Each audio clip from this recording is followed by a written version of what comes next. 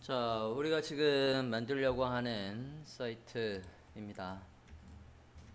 이런 사이트를 만들 건데, 자, 지금 우리가 한 거랑 조금 다른 게 있어요. 어떤 게 있냐면, 글씨가 지금 그림 위에 올라오지 않습니까? 그러면 우린 디자인에 지금 보면 잡고 그리드는 잠깐 꺼 있는 상태고요. 상태에서 볼게요. 우리는 그냥 이미지가 그냥 있거든요. 그럼 여기에다 글씨를 쓰면 글씨의 가독성이 좋을 리가 없어요. 잘 안 보인다고요. 그러면 그림 위에다가 글씨를 올릴 때는 두 가지 방법이 있어요.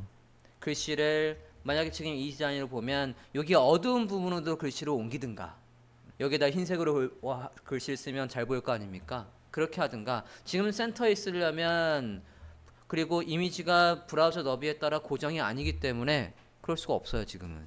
그러면 이미지를 전체적으로 검게 처리할 필요가 있어요.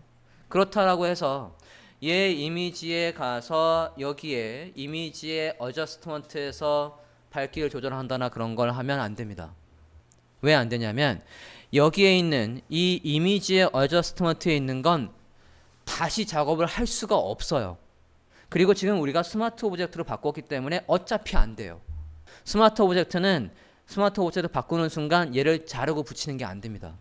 그리고 보정도 안 돼요. 여기에서 이걸 섣불리 색깔을 바꾼다거나 그런 걸 할 수가 없어요. 그럼 어떡하냐? 얘 여기서 할 수 있는 건 두 가지 방법이 있어요. 여기 위에다가 지금 검은색으로 칠하는 방법은 여기에다가 FX에서 컬러 오버레이를 해서 검은색으로 살짝 위로 올리든가 아니면 스마트 오브젝트도 이 어저스트먼트가 있어요. 여기에 이 어저스트먼트가 있다고요. 여기에 있는 걸로 하면 언제든 바꿀 수 있어요. 우리가 지금 그냥 클리핑 마스크를 씌웠다가 왜 스마트 오브젝트로 바꿨습니까? 다시 언제든 확대 축소해도 이미지가 깨지지 않게 하려고 한 거 아니에요? 여기에 이 어저스트먼트들도 한번 해볼게요.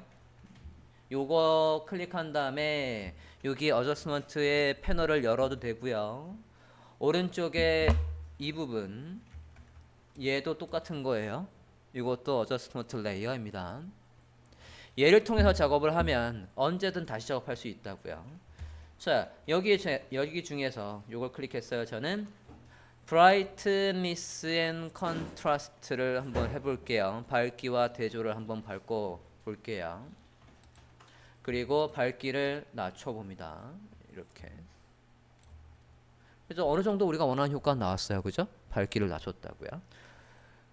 자, 지금 얘를 잘 보면 조금 더 볼게요.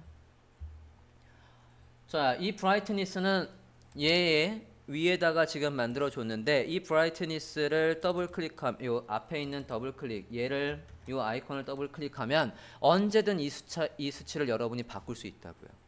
하지만 얘가 스마트 오브젝트로도 안 돼 있고 그냥 비트맵 이미지고 그러니까 레스터라이즈 돼 있는 비트맵 이미지고 그거를 바꾸겠다라고 해서 여기 이미지에 어저스트먼트를 해버리면 걔는 되돌릴 방법이 영영 없다고요. 못 돌려요. 그래서 웹 디자인 할 때는 절대로 여기서 바꾸시면 안 돼요. 그건 정말로 사진 편집하고 뜯어붙이고 막 조합할 때나 쓰는 거지 웹 디자인 할 때 쓰는 게 아니라고요. 웹 디자인 할 때는 여기 있는 걸 쓰셔야 됩니다. 여기 있는 이 어저스트먼트를 써야 돼요. 그래야 되고 지금 만약에 이미지가 밑에 더 있다면 지금 이 레이어 마스크는 어디에만 적용된 거냐면 여기만 적용된 게 아니에요. 이걸 만약에 쓰신다고 한다면 이 밑에 이미지가 있다면 그 이미지도 다 영향을 끼친다고요. 눈은 얘는. 그럼 얘도 클리핑을 걸어줘야 돼요. 얘는 요거에만 적용해 라고 해서 이렇게 클리핑을 걸어 주셔야 됩니다. 그래야지만 바로 밑에 있는 저 녀석한테만 돼요. 이렇게 할 수도 있고 또 다른 방법도 소개할게요. 얘는 버리고 아니다 그냥 끌까? 끄고 자, 이 위에다가 오버레이 해서 하나 더 할 수 있다고요. 여기 FX에 가서 컬러 오버레이 FX에 컬러 오버레이 할게요. 검은색에 오페서티를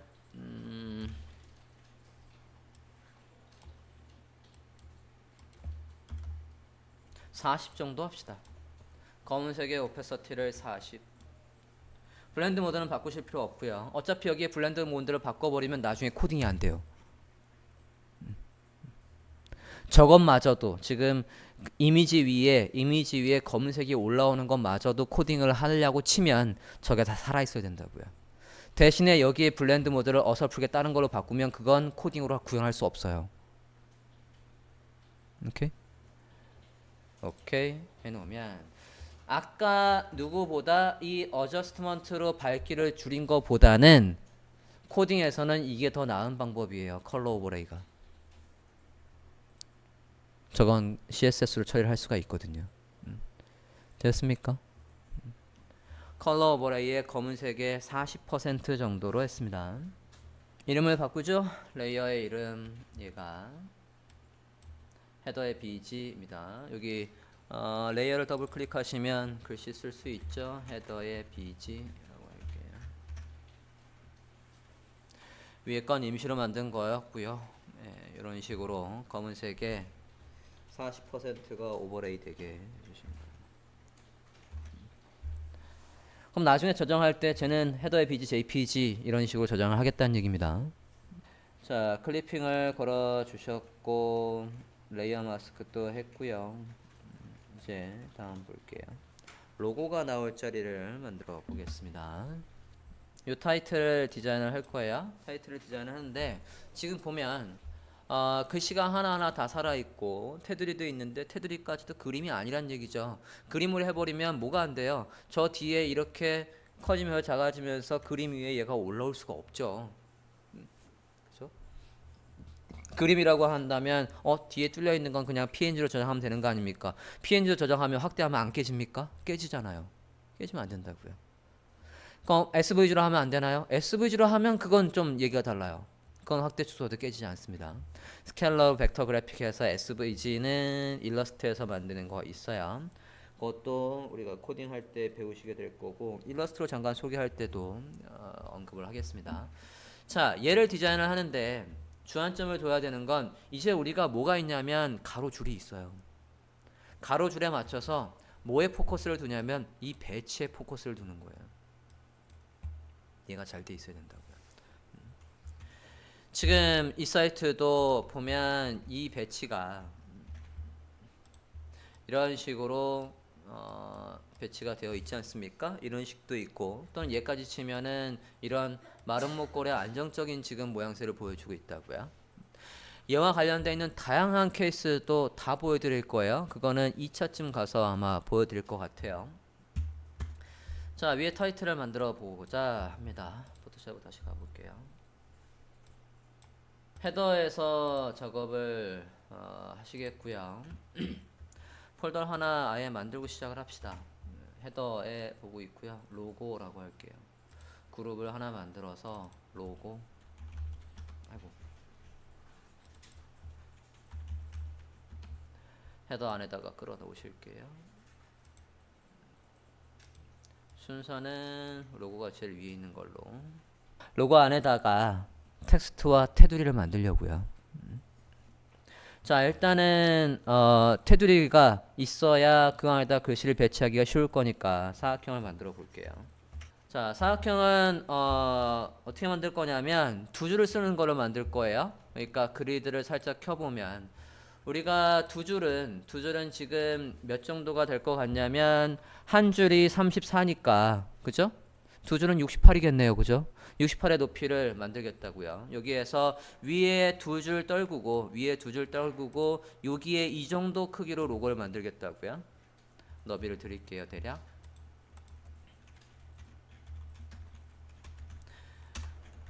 렉탱글 툴로 색깔은 전혀 상관이 없어요. 아무 색으로나 만들어주세요.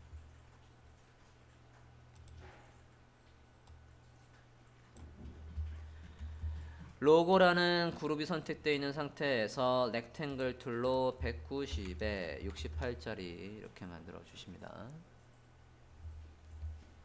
색깔은 잘 안 보이니까 저는 임시로 빨간색으로 할게요.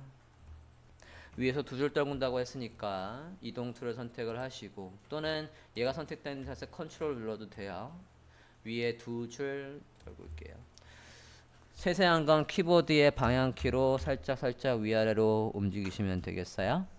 위는 그렇게 맞추고 가운데로는 정렬을 해볼게요.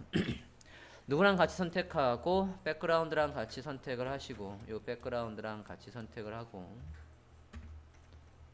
이동 툴 선택되어 있는 상태에서 컨트롤 클릭해서 두 개 다 이렇게 선택을 하시고요. 정렬 가운데로만 하시는 겁니다.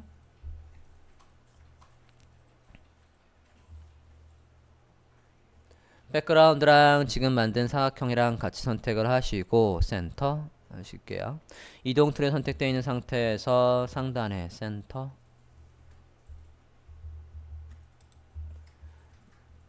그러면 센터가 됐겠죠? 볼까요?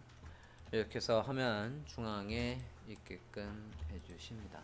자, 이제 뭘 하려고 하냐면 일명 뭐라고 부르는 고스트 버튼 디자인이라고 부르는 즉 뚫려있는 타이틀 박스를 하나 만들겠다고요. 자, 얘가 뚫려 있으려면 지금 해당 레이어 선택이 되는 상태에서 얘가 뚫려 있으려면 얘 채우는 게 없어야 돼요. 레이어에는 두 개를 조절할 수 있어요. 필값과 그리고 오페서티를 조절할 수 있다고요. 얘 레이어 선택하시고 하면 잘 보십니다. 클릭해서 선택을 하시고 필값을 제로로 이 필값을 제로로 안 채우겠다고요. 모양은 있는 거예요. 자, 로고 안에 좀 전에 사각형의 필값을 제로로 하고 얘한테다 테두리를 줄 거라고요. 테두리를 주는데 흰색의 테두리를 줄 거니까 하단에 얘가 선택된 상태에서 하단에 fx에 가서 fx 스트로크 선을 주시되 선 주실 때도 주의사항이 있어요. 선 줘볼게요. 선은 포토샵에서 선은 바깥쪽으로 안쪽으로 가운데라는 게 있어요. 코딩에서는 뭐만 있냐면 안쪽으로 뿐이 없어요. 모서리가 칼같이 각진 걸 만들려면 인사이드. 센터로 하셔도 안 돼요. 센터로 하면 얘 코딩할 때 크기 만들기 아주 애매해집니다. 센터로 하시는 거 아니에요. 인사이드로 합니다. 인사이드나 아웃사이드로 하되 아웃사이드로 하면 끝부분이 약간 지금 여기 화면을 보시면 여기가 끝부분이 약간 둥글둥글하다고요. 그게 아니라 우리는 인사이드로 하겠다고요. 그럼 어떻게 돼요? 이렇게 각진. 내가 지정한 크기 안쪽으로 스트로크를 뽑겠다라는 얘기예요. 인사이드로 해주세요. 1픽셀의 흰색입니다. 1픽셀의 흰색. 1픽셀의 여기 컬러를 흰색. 이게 일명 고스트 버튼이에요. 필값을 제로로 하고 인사이드로 하고 오케이 했습니다. 다른데 이름도 바꾸죠. 로고의 보더라고 합시다. 테두리라고 할게요. 그 다음에 이제 안에 글씨를 넣으면 되겠습니다. 됐습니까? 글씨는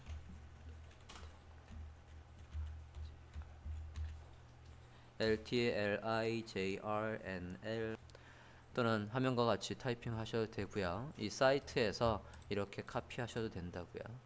복사 또는 제가 컨텐트 드린 거에 있던가요?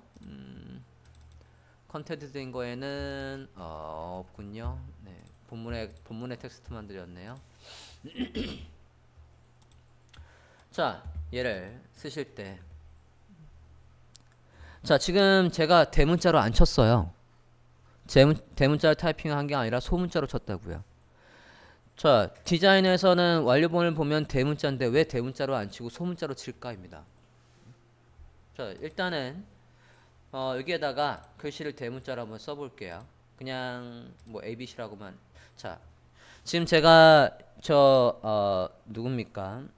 밑에 있는 쉐이프가 선택되어 있는 상태에서 텍스트를 입력하려고 봤더니 잘 보세요. 다시 한번 보여드리겠습니다. 밑에 텍스트 이 렉탱글 얘가 선택되어 있는 상태에서 타입 2를 선택을 하고 여기에 올라왔더니 마우스 포인터를 잘 보세요. 마우스 포인터가 동그라미로 나와요. 이 동그라미로 나온다는 무슨 얘기냐면 이 사각형 안에 글씨를 가두려고 라고 얘가 생각한다고요. 인쇄로 좀 보여드리면 이렇게 하면 뭘 쓰든 여기 안에 사각형 안에 갇히는 컨셉이지 그 안에 센터로 들어오는 컨셉이 아니에요. 그럼 이렇게 입력하면 안 된다는 얘기예요. 자, 그러면 이 쉐이프가 선택된 상태에서 별도의 레이어로 여기 안에 가두는 게 아니라 별도의 레이어로 하는 건 쉬프트를 누르고 클릭하면 그 안에 쉐이프 안에 갇히는 게 아니라 별도의 온전한 텍스트 레이어로 만들어집니다. 클릭. 쉬프트를 누르고 있어요. 그 다음에 떼고 그냥 ABC라고 대문자로 써볼게요. 흰색 컨트롤 A 흰색 그래서 아이고 대문자였는데 다시 대문자로 써볼게요. 만약에 ABC라고 이렇게 대문자를 입력했어요. 디자인할 때 지금 어차피 완료본의 사이트가 대문자니까 디자인할 때도 지금 대문자로 했다고요. 자, 근데 클라이언트가 여기는 소문자로 다시 바꿔달래요. 그럼 코딩에서야 대문자를 소문자로 바꾸는 건 아주 쉽지만 디자인에서 저 대문자를 소문자로 바꿀 방법은 없어요. 디자인에서 저 대문자를 소문자로 바꿀 방법이 없다고요. 다시 써야지. 그런데 만약에 제가 얘를 이제 아까 얘를 쓸게요. 이제 자 이렇게 소문자를 썼는데 글씨를 여기 안에 앞에 지금 T를 더블 클릭할 거예요. 더블 클릭해서 선택을 하고 컨트롤 T에 가보면 여기 항목에 뭐가 있냐면 all caps에서 대문자가 있다고요. 그러면 대문자로 바뀌어요. 그죠? 디자인을 할 때 대문자라고 해서 대문자를 쓰시지 마시라고요. 나중에 어떻게 될지 모르니까 무조건 소문자를 쓰라고요. 소문자를 쓰되 걔를 나중에 대문자로 코딩을 이용해서 바꾸든 지금 포토샵처럼 저렇게 바꾸든 하시라고요. 그래야 일 두 번 안 해요. 그래서 all caps 이런 식으로 여기 있습니다. 폰트는 벤트엠이고요. 30픽셀의 흰색입니다. 사각형 안에 센터에 놓을 거예요. 벤트 30 아이고 30 그리고 자 디자인할 때 어느 부분도 유심히 잘 봐야 되냐면 이 부분이요. 여기 디자인할 때 글씨와 관련해서 이 부분 있지 않습니까?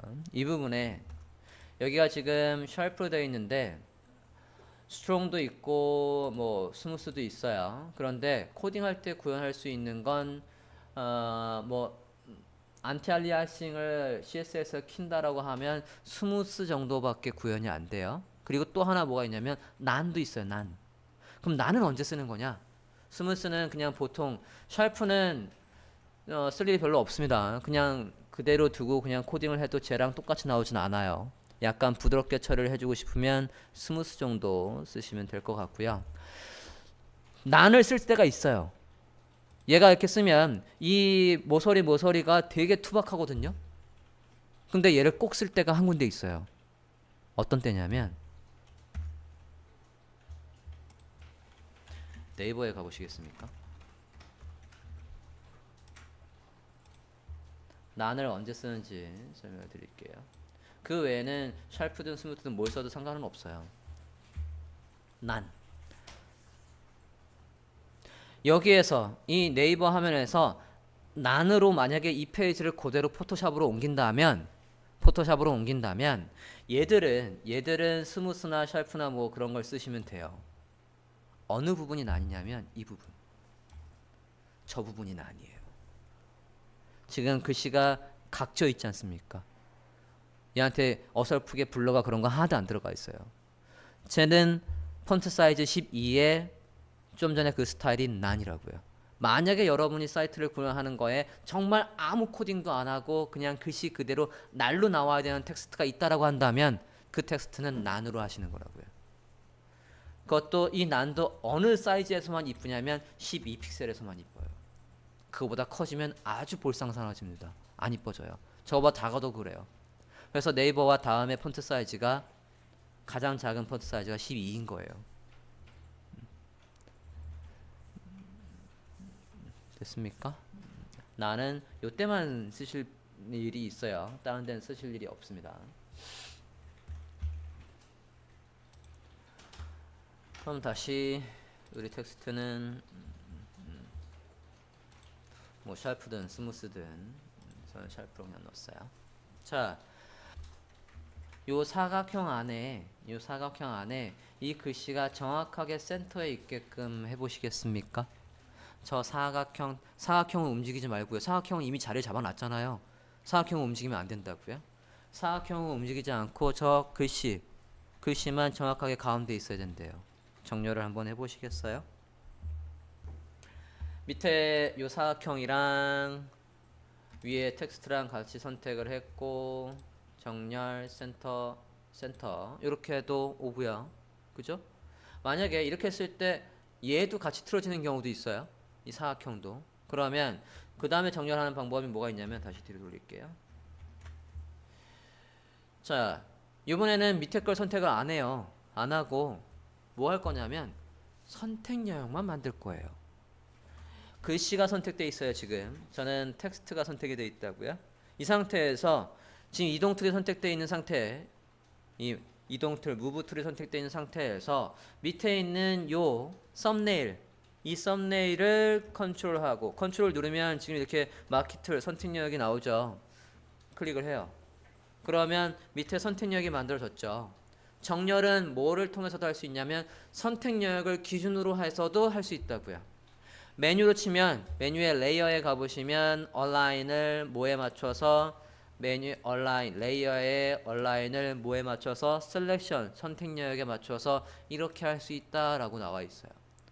메뉴를 통해서는 이렇게 할 수 있고 근데 메뉴에 갈 필요가 없는 게 이렇게 선택력만 나오면 그리고 무브 탭이 돼 있으면 여기에 나와요. 여기 이동하려고 라고 해서 나온다고요. 그러면 저 선택력을 기준으로 해서 센터 이렇게 놓으시면 돼요. 무조건 바탕화면하고 놓고 하는 게 아니라 필요에 따라서는 이렇게 선택력을 만들고 그 선택력을 기준으로 해서 정렬을 하시는 거라고요. 지금 이 텍스트가요. 조금만 줄여볼게요. 이 텍스트가 이 덩어리가 얘를 기준으로 거의 센터쯤 있게 하고 싶은 거예요. 약간 하단에 있는데 저는 센터에 놓고 싶어요. 요 텍스트 이 서브 텍스트가 서브 타이틀과 이 설명 요거가 이 전체를 봤을 때 센터쯤 오게 하고 싶다고요. 그때도 얘를 자 지금 제가 뭐라고 했냐면 얘들 이 타이틀과 설명 요걸 묶어주는 요 녀석이 있어야 이 묶어주는 녀석이 있어야 걔를 여기를 기준으로 해서 센터에 놓을 수 있다는 얘기예요. 만약에 지금 살짝 아래에 있지만 센터로 놓고 싶다라고 한다면 이 서브 타이틀과 얘를 묶어주는 그룹이 있어야 된다는 얘기입니다. 그룹이 없으면 얘를 통째로 같이 움직일 수가 없다고요. 그룹을 하나 더 만들게요. 레이어로 가볼까요? 자, 로고라고 해서 아이고 여기 로고라는 거 안에 글씨랑 로고의 보더에서 이게 로고의 그룹으로 되어 있는 거예요. 그럼 이제 얘를 껐다 켰다 해보면 이제 잘 저렇게 정리가 되어 있는 거죠. 자, 이 상태에서 그 위에든 아래에든 그룹을 하나 더 만들어서 여기에다가 그룹의 이름을 슬로건이라고 할게요. 그냥 잘 보이게 대문자로 쓸게요. 슬로건. 자, 슬로건 안에다가 서브 타이틀과 설명을 넣어 볼까 합니다. 일단은 텍스트의 몸통이 위에서 한 3줄 정도 떨군 곳에 있게 한번 해볼게요. 폰트가 하나 더 있는데 안 받은 것 같은 예감입니다.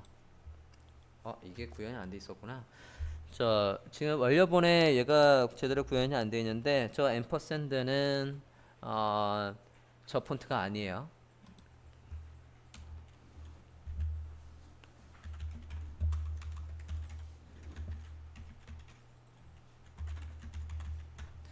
리브레 바스컵이라는 폰트를 쓸 겁니다. 구글의 폰트로 가보시죠.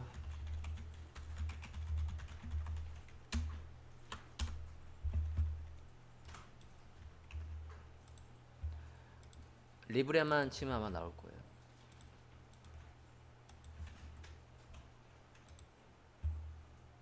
리브레는 이탈릭인가 그러면 책이라는 뜻이던가 아마 그럴 거예요.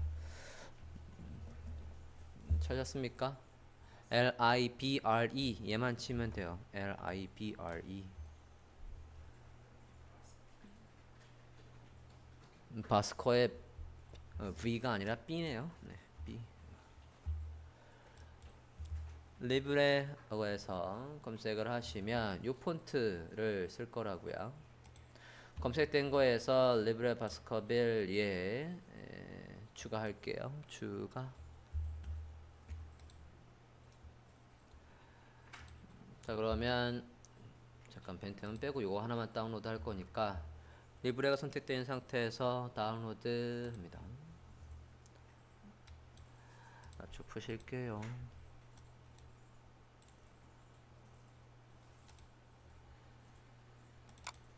설치하십니다.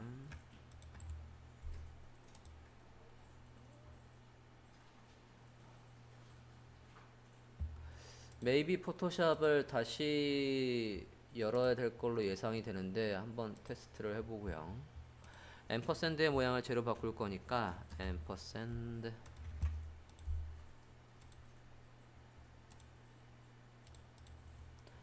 입력을 해보고 리브레 있네요. 바로 반영이 되는데 바스커빌의 이탈릭이에요. 바로 반영이 되는군요. 다시 리부트 할 필요 없이. 자, 되는 거 확인했으니까 일단 지우고요.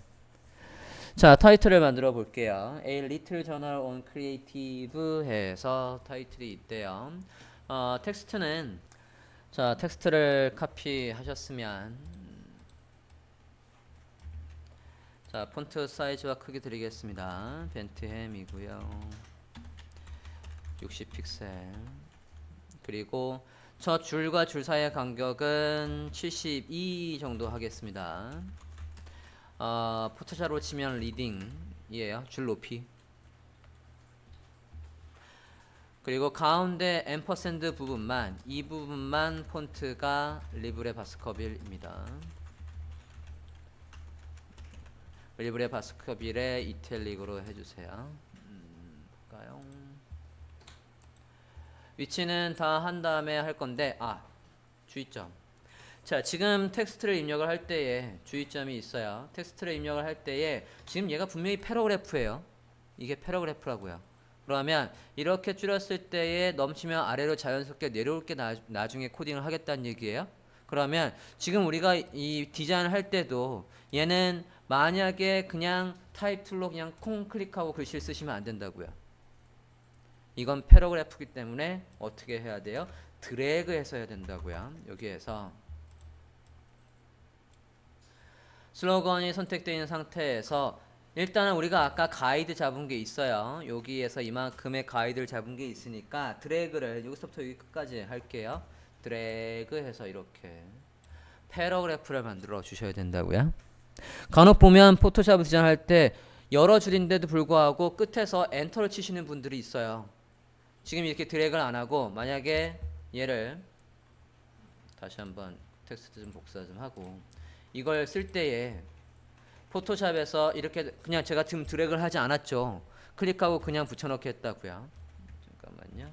이탈릭으로 잠깐 나오고 있어서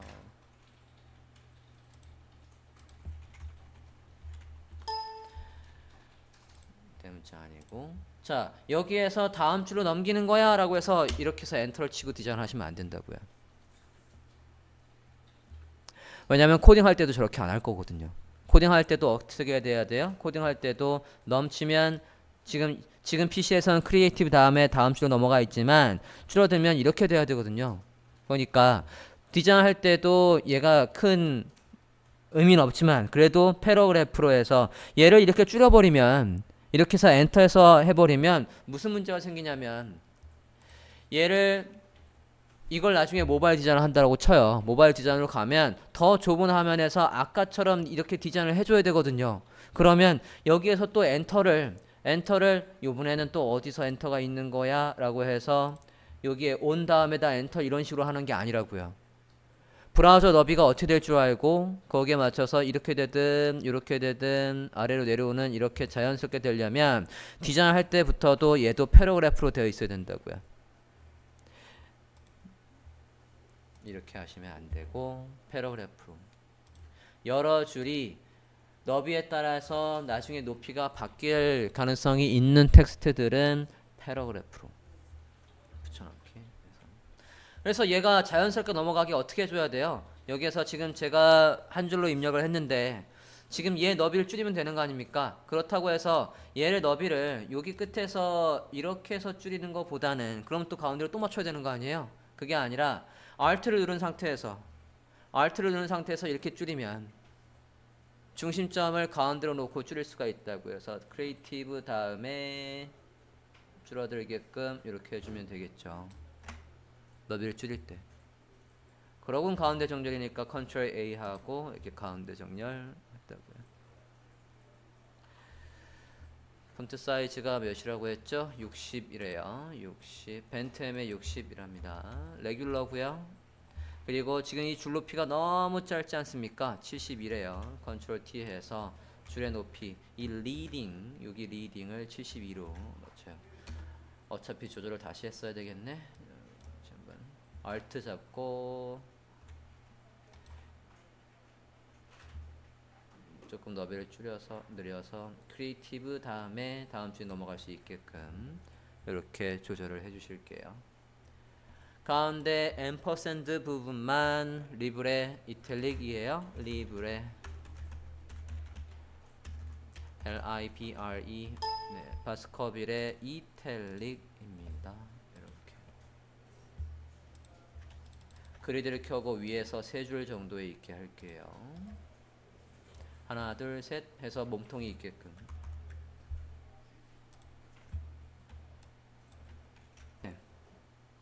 그리드를 켰을 때 위에서 한 칸, 두 칸, 세 칸 정도에 있으면 될 것 같아요. 한 줄, 두 줄, 세 줄 하고 글씨의 몸통.